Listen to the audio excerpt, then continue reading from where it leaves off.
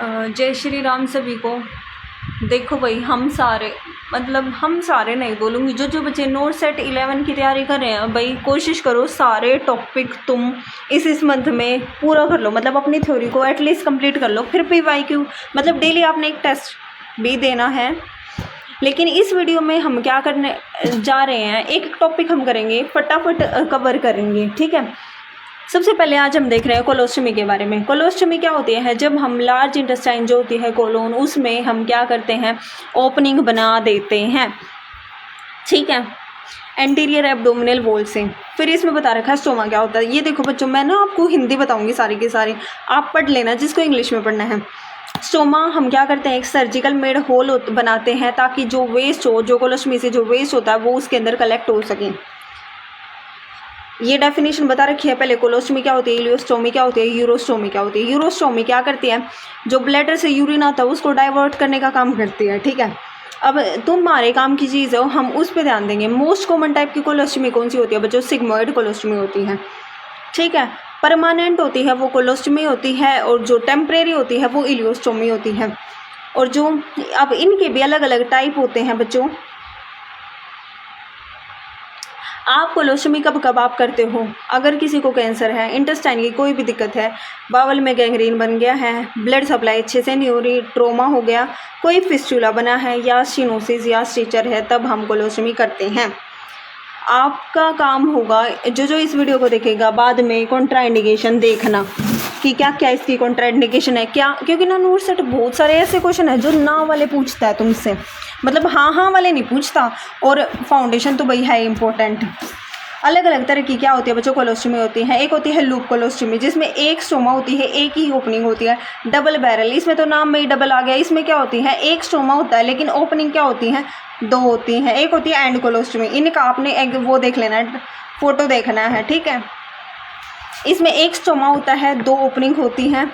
और ये हार्टमैन जो प्रोसीजर, ये आगे आएगा इसकी डेफिनेशन, तब मैं वहाँ बताऊंगी।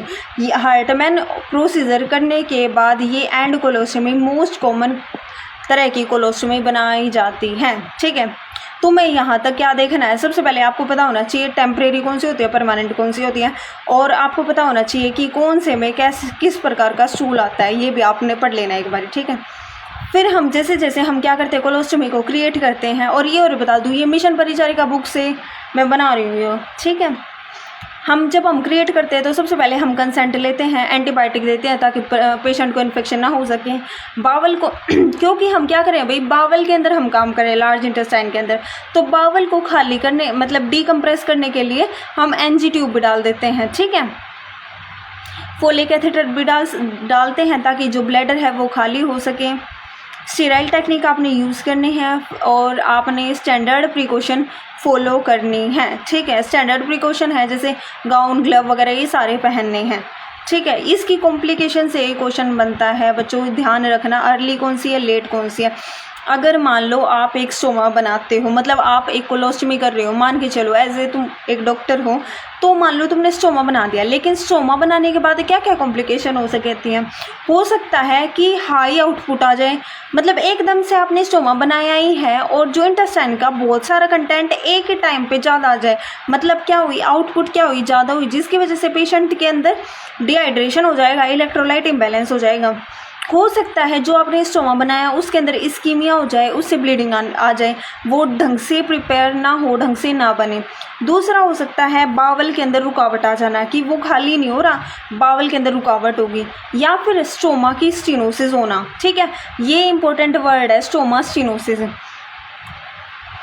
एक होता है म्यूकोक्यूटेनियस फिस्चुला बन जाना। अब लेट कॉम्प्लिकेशन के अंदर क्या क्या आ सकता है, इसके अंदर हो सकता है स्टोमा का रिट्रैक्शन होना, स्टोमा अंदर की तरफ वापस से प्रोलैप्स हो जाएगा, और एक हर्निया होना, पेरिस्टोमल हर्निया होना, और वेरिसियल उसे फिस्टुला बन के बाद में ब्लीडिंग होना, स्किन की दिक्कत हो सकती है, और बावल के अंदर रुकावट। ये दोनों सेम है, ठीक है। बावल के अंदर ऑब्स्ट्रक्शन इसमें भी आ सकती है और इसमें भी आ सकती है।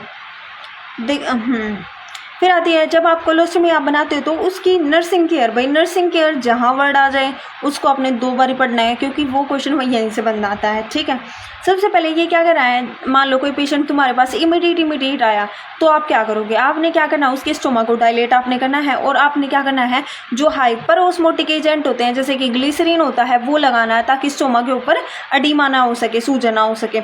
नेक्स्ट होता है, आपने जब स्टोमक फंक्शनल हो जाए ना, उसके बाद हम कोलोस्टमी का बैग हम लगाते हैं 2 से 4 दिन के बाद। ठीक है, आप उसको खाली कब करोगे, जब वो 1/3 फिल हो जाए तब आप खाली करते हो। और कोलोस्टमी बैग को आपने चेंज कितने दिन में करना है, हर एक 5 से 7 दिन के बाद आपने बदलना है। ठीक है, और इसमें ये लिख रखा है, देखो भाई ये रेड लाइन जो रेड पॉइंट होते हैं ना उनको ध्यान से पढ़ना है। जो स्टोमा या मतलब स्टोमा हो गया या उसके साइड वाला एरिया होता है ना, उसको आपने क्या करना है, धीरे धीरे आपने साफ़ करना है पानी से। ठीक है, सोप वगैरह साबुन वगैरह का यूज़ आपने नहीं करना। स्टोमा को मॉइस्ट आपने रखना है, पिंक कलर का होना चाहिए, साइड वाली जो स्किन होती है वो नॉर्मल होनी चाहिए। स्टोमा को आपने क्या करना है, मीज़र आपने करना है, और जैसे आपने स्टोमा को ना मेज़र करते रहना चाहिए। और स्टोमा का साइज़ जो है वो पिछले स्टोमा से 1/16 to 1/8 से ज़्यादा नहीं, मतलब ऐसा भी नहीं होना चाहिए कि स्टोमा बहुत ही ज़्यादा बड़ा हो गया। ठीक है बस ये तो नॉर्मल है। नेक्स्ट हम चलते हैं, आपने हाई फाइबर डाइट आपने देनी है और हाई फैट डाइट नहीं देनी कोलोस्टमी के बाद। अगर कोई कॉम्प्लिकेशन हो तो डॉक्टर को बता दो। अब देखो ये चार चीज़ है वैसे ये मैंने बता दिया तुम्हें। जो आउटपुट आता है भाई कोलोस्टमी से उसको हम इफ्यूलेंट हम बोलते हैं। जो हार्टमैन प्रोसीजर होता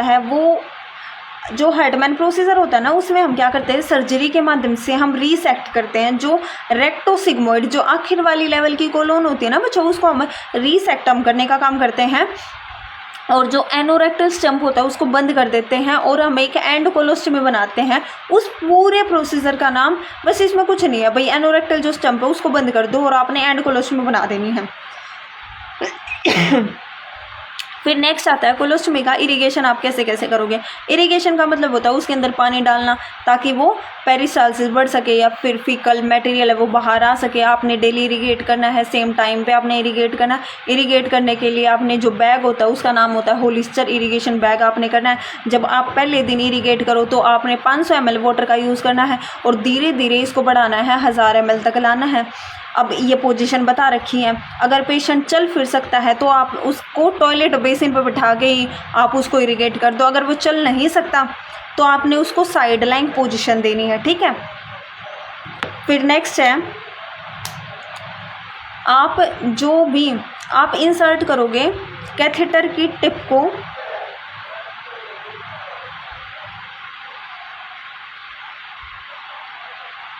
वेट 1 सेकंड रुको, आपने होल्ड करना है। जो इरिगेशन के लिए आप बैग यूज़ कर रहे हो उसको आपने क्या करना है, स्टोमा से 12 से 18 इंच आपने दूर रखना है। एक आपको टेम्परेचर पता होना चाहिए, जो इरिगेटिंग बैग का टेम्परेचर होता है वो कितना होता है 105 डिग्री फ़ारेनहाइट। ये देखो बच्चों, ये ध्यान रखना है, इसका टेम्परेचर थोड़ा बढ़ा हुआ बता रखा है। अगर किसी पेशेंट को क्रैम्पिंग होने लग जाए तो आपने इरिगेशन आपने बंद कर देना है, उसे प्राइवेसी आपने देनी है। और जो साइड वाला सराउंडिंग एरिया होता है ना उसको सोप और वाटर से आप वो कर सकते हो, मतलब क्लीन आप कर सकते हो। अगर स्किन ब्रेकडाउन अगर हो जाती है तो आपने क्या करनी है, स्किन बैरियर क्रीम आपने लगानी है। और जो आप बैग लगाते हो ना वो 1/16 या 1/8 इंच स्टोमा से दूर लगाना ताकि वो उसको इरिटेट ना कर सके।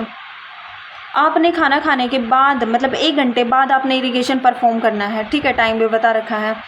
फ्रीक्वेंट इरिगेशन नहीं करना, जल्दी जल्दी नहीं करना, क्योंकि इससे क्या होता है जो फ्लूइड इलेक्ट्रोलाइट होता है उनका भी बच्चों क्या होता है, लॉस होता है। जब आप क्या करते हो, कोलोस्टमी जो बैग होता है वो आप कैसे कैसे चेंज करते हो वो बता रखा है। सबसे पहले आप कैसे चेंज करोगे, अपने हाथ धोने हैं, पेशेंट को प्रोसीजर बताना है, जो भी कंटेंट होता है उसको आपने खाली कर देना है, मतलब जो ऑयल जो मतलब सॉइल्ड मटेरियल उसको आपने रिमूव कर देना है। फिर आपने स्टोमा को मीज़र करना है। ठीक है, और फिर आपने स्टोमा मतलब फिर आपने अप्लाई कर देना, बस इसमें कुछ नहीं है। और तो फिर यहाँ पे डिफरेंट टाइप की स्टोमा के अप्लायंस बता रखे हैं। ये एक 1 पीस है, एक 2 पीस है और एक 1 पीस ड्रेनेबल है। ये 2 क्वेश्चन है, ये 2 क्वेश्चन आपने खुद से पढ़ने हैं। एक बार मैं बताऊँ क्या?